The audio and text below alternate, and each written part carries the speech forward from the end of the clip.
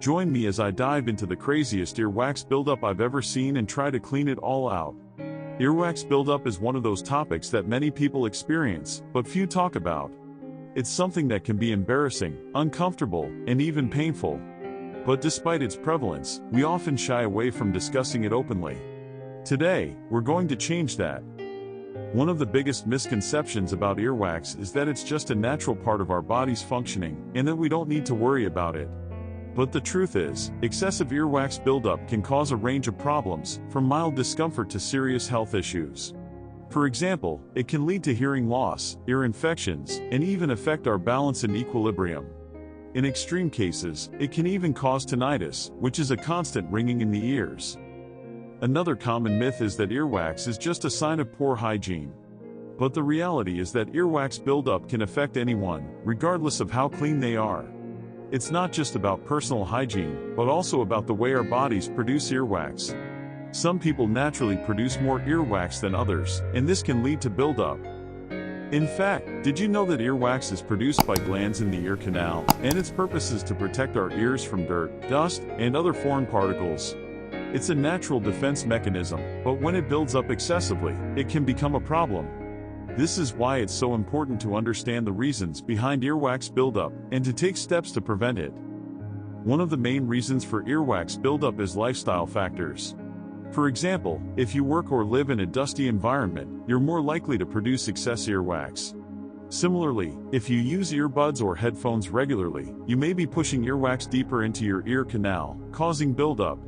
Our day-to-day habits, such as using Q-tips to clean our ears, can also contribute to the problem.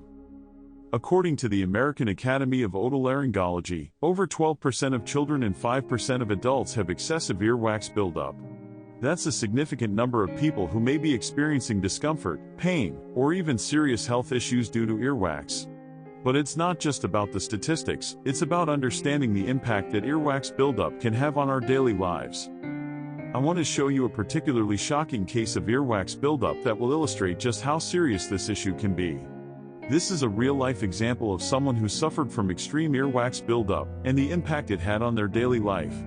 As you'll see, the buildup was so severe that it was causing them significant discomfort and affecting their ability to hear. The visuals are quite graphic, so viewer discretion is advised. But I want to show you just how much earwax can build up in the ear canal, and the potential consequences of neglecting ear care.